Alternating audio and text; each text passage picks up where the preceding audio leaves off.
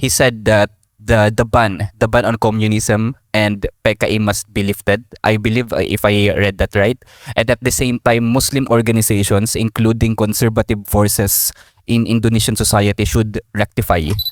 I think he was not defending, in the sense, he's not defending the Indonesian Communist Party, but he was defending his belief that no one should be discriminated.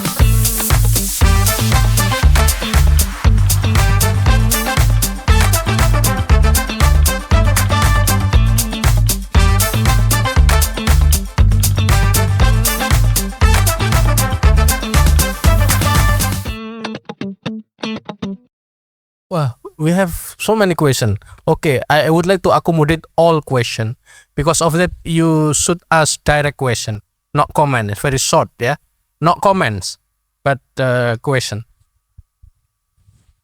Pak Ridwan first, Nasir, Ibu Weka, and then muridmu kau Acilo, and then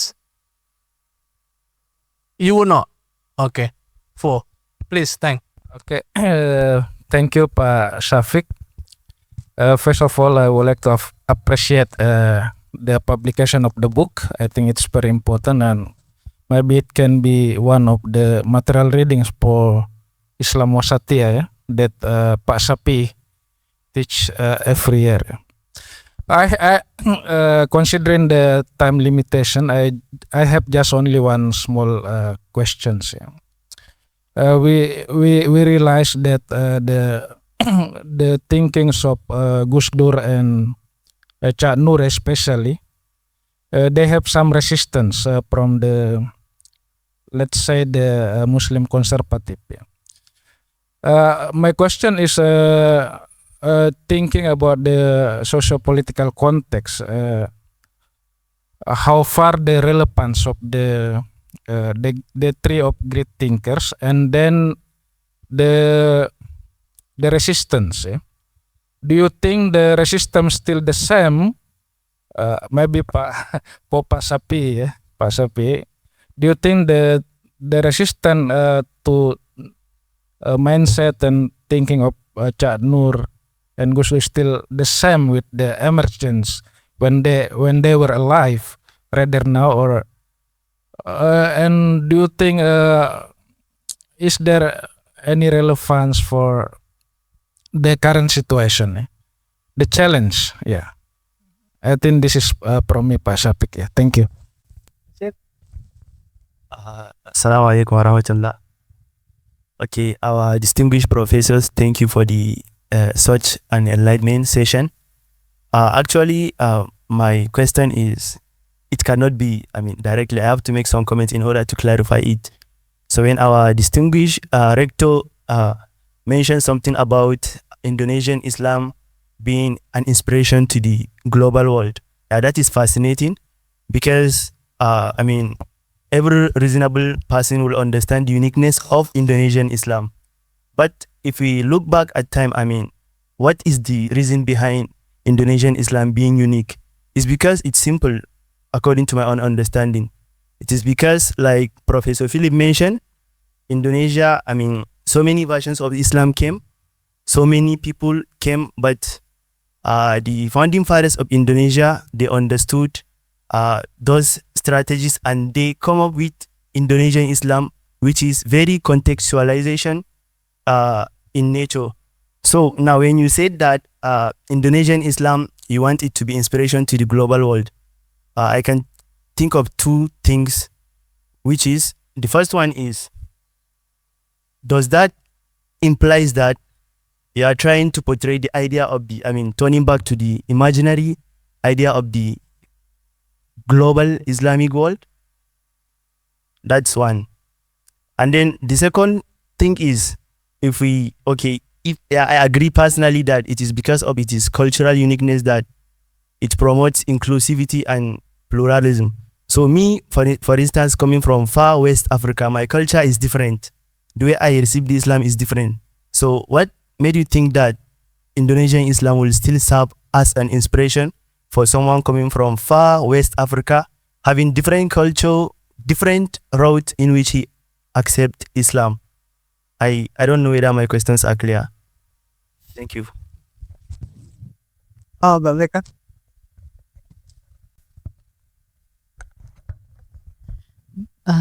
Thank you, Pak Safik, and I really appreciate your forum discussion here.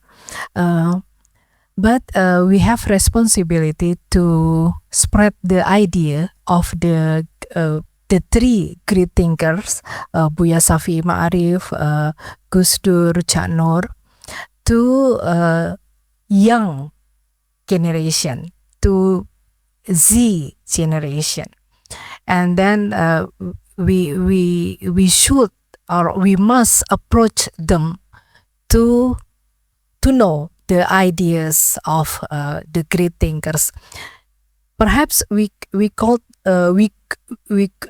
cannot only in the campus, but perhaps go to the park, go to the malls, and spread the ideas. This is a very I think this is a great books from Prof. Komar and et al.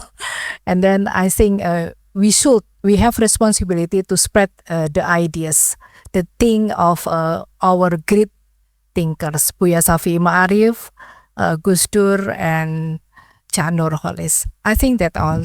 Thank you. Thank you. Machilo. Considering that you are writing thesis on Indonesia, your question must be very critical and sharp. I hope so. Good afternoon to the speakers. I am actually studying right now the what happened in Indonesia in 1965, and actually I am also curious with the Gusdurian philosophy, especially that my friend Libas is always bringing me in the Wahid Institute. So concerning what happened in 1965, actually I read somewhere that in one of Gusdur's interview, since I'm really intrigued with his philosophy, he said that the ban on communism and PKI must be lifted. I believe if I read that right, and at the same time, Muslim organizations, including conservative forces in Indonesian society, should rectify on what happened in 1965, especially that they are the major political actors involved in the killings. So I just want to know the context why Gusdur have said that, especially that he is the president of the state, knowing that he is a prominent Muslim scholar and also at the president of the republic. Okay. Pak Shafi would like to start. Short answer related to Pak Ridwan's question. To certain level, I would like to emphasize here is that in my perspective, in my opinion, and my belief is that the idea of those three intellectual remain exist and even spreading to all Indonesian people, especially the young generation. As far as I know, this is a great legacies of those three noted Muslim intellectual, Cak Nur, Gus Dur, and Buya Safi Ma'arif. The problem lies in the fact, you are right, the challenge, especially after the collapse of Suharto, we saw the reality, the rise of liberal, the rise of conservative and radical Islam in Indonesia, mostly because of the influence of the transnational Islam, especially in the Middle East. The idea of Ikhwanul Muslimin and then any others radical conservative group exists and then spreading. The problem lies in the fact is that to certain level they develop the idea of Islam in which very very committed to strict legal and exclusive mindset. So their demand is to implement Sharia, strict legal Sharia. In this regard, I would suggest that I am not opposing Sharia itself, but what kind of Sharia we are going to implement. If say strict, legal, and exclusive Sharia, I will totally disagree. But if democratic, inclusive Sharia, most welcome. So in this regard, it's quite clear that in Indonesia, current situation is that in to certain level, learning from the situation, especially during the Governor Ahok, Ahok, the issue, the rise of identity politics because of the support of radical and conservative Islam. That's the greatest challenge, related to the inclusive Islam, because we are facing the idea that implementation of strict legal Sharia to certain level, as long as they're committed to the strict legal exclusive only, not say follow it by radical and then say even say violent action will be okay. However, in reality, to certain level, certain groups such as I mentioned here is that Islamic Defender Front, FBI, etc., justify the use of violence. That we have to reject at all. This is our challenge. In the future, we have to maintain that the idea of inclusive Muslim must be implemented. No other alternative, because Indonesia is say a country in which committed to, in my opinion, is that more committed to Islamic inclusivism rather than Islamic radicalism. We oppose Islamic radicalism in this regard. Thank you. Okay. I'll only probably respond to Magello. This is his revenge. He just defended his thesis 2 days ago. I was asking questions. Now he's asking me questions. So Magello just passed the thesis exam. So now he's officially graduate alumni of our university. Our seventh graduate, and he wrote a thesis comparing. And this is very interesting. Comparing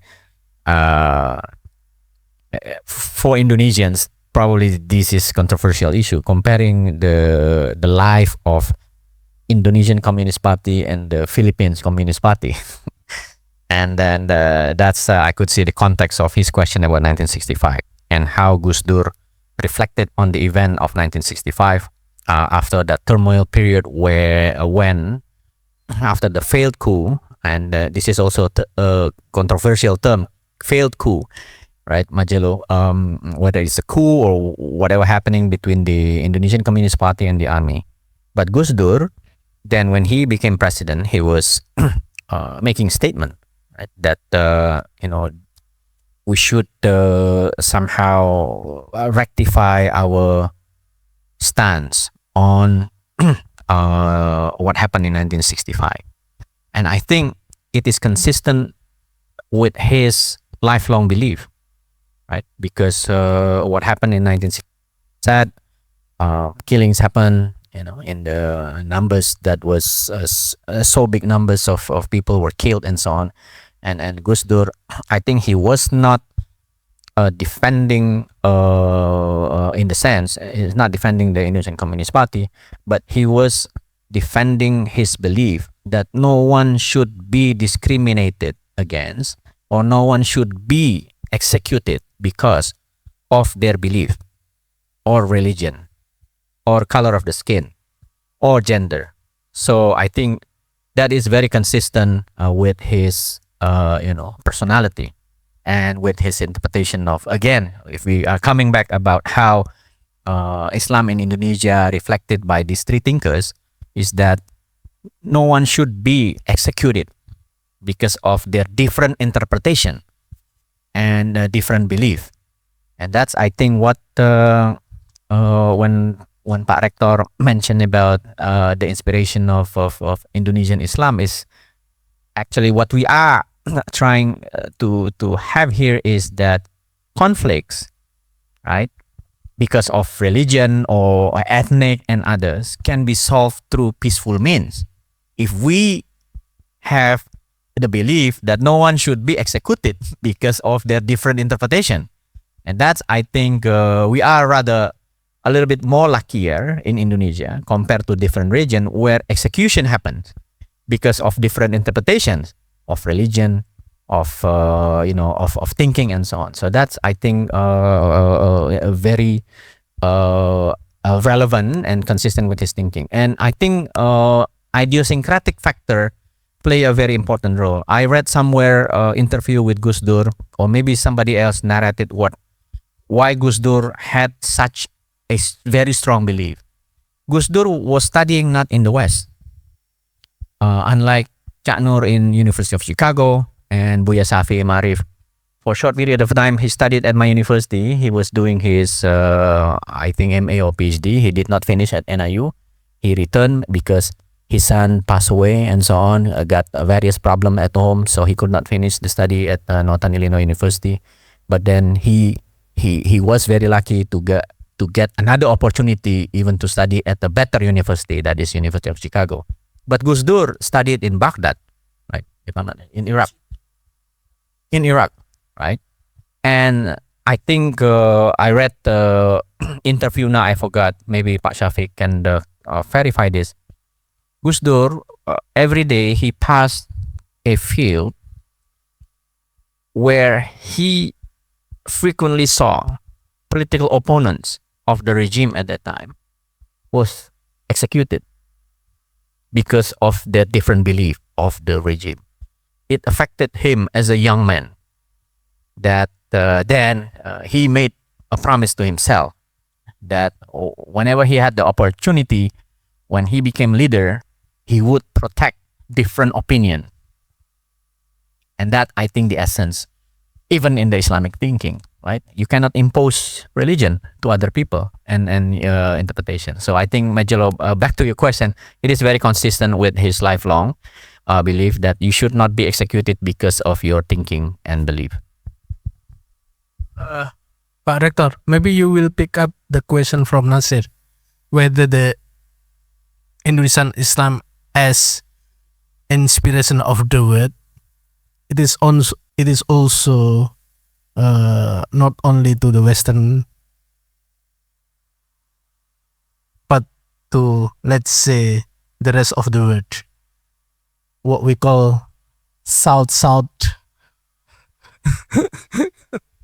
Well, I raise one question first is, why there are so many school of thought in Islam? It could be in fiqh, theology, philosophy, tasawwuf. There are many school of thought, madhahib. Because Quran is open text to interpret. Quran is one, Muhammad is one, but there are many interpretation. Those ulama interpret Islam from their own perspective. And it is very much influenced by the academic training. That is why there are many interpretations of Islam, even though Quran is one, Muhammad is one. Since Quran is open text to interpret and still exists going on until today, that is why there are many type of madhahib in Islam. In Imam Shafi'i, there is Qaul Qadim, Qaul Jadid, the old thought and the new thought. Suppose Imam Shafi'i has long life until now still alive, I'm sure there will be the third thought or fourth thought because of the development of society and science. Since his life only maybe 70 years old, so they can only introduce Qaul Jadid and Qaul Qadim.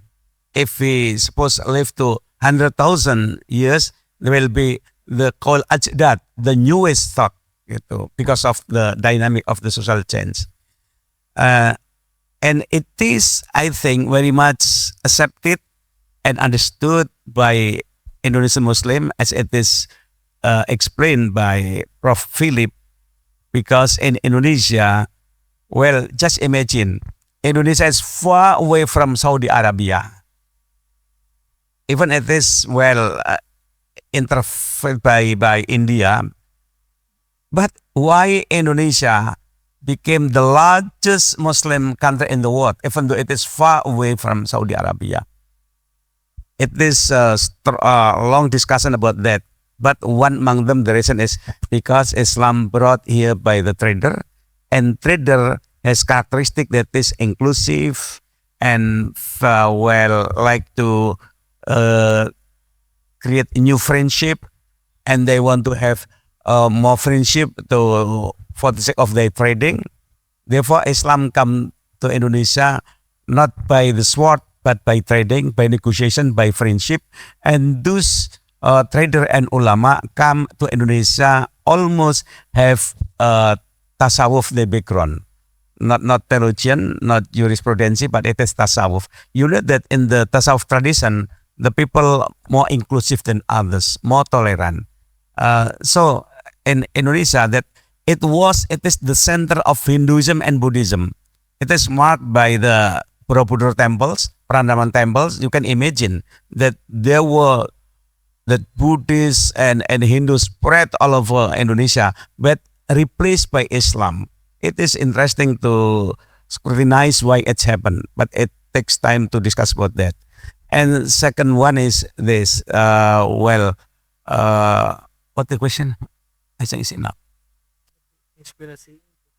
Oh well, no, it is not the best model for other world, but Indonesia can contribute something. That what we understand, we practice Indonesia based on situation. That's why this triple IU would explain what and why and how. Of course, that every nation, every country has own characteristic, but Indonesia has also typical Islam in Indonesia that we can share, we can contribute to others. And I'm sure that those thinkers can contribute and inspiring others. Why? Because we already come to the high stage. We are living the thinker introduce post ideologies, post nationalism, and Islam, which is compatible with the globalism, pluralism, the idea of progress, of humanity, and so on. Those are rooted in Islamic teaching. Before, Islam was monopolized by certain group.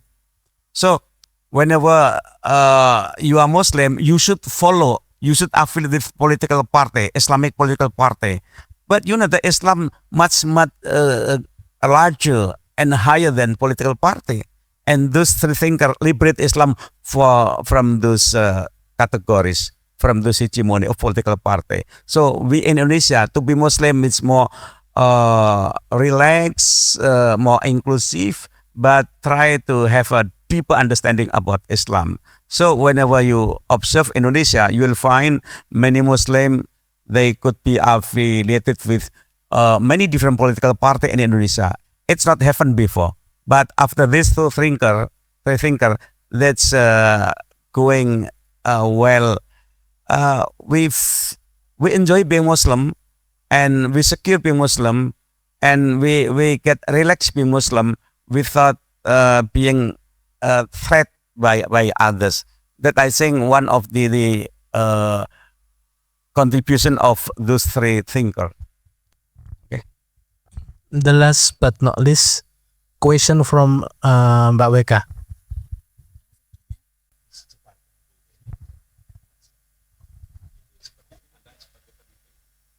Okay, thank you for the question, Mbak Weka.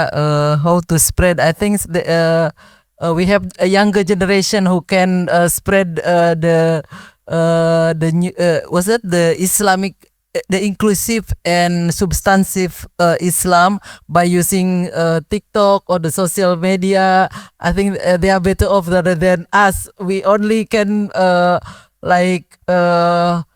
talking in front of the audience, but I think printed material is long lasting. Yeah, like this also I support the idea of having it in English, so this really can be inspiration for the world by using printed media. And you know better actually the answer for your question. And I would like to close my statement by answering actually about the opposition, where the opposition to the idea of these three thinkers when they were alive and now is still happening.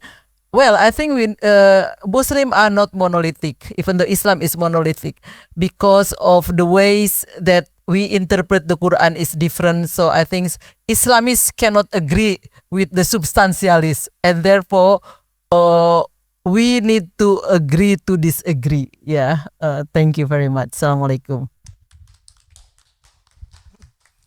I think this is very rich and hot discussion today, and I do not want to summarize the content of the discussion, and I would like to thanks to the speakers here, to the editors, and also for all of you for attending this discussion. I think this is the second series of our discussion in the library, and we would like to see you again in the next discussion. And then we provide food here in the first floor. Please feel free to take it. Thank you very much. Assalamualaikum warahmatullahi wabarakatuh.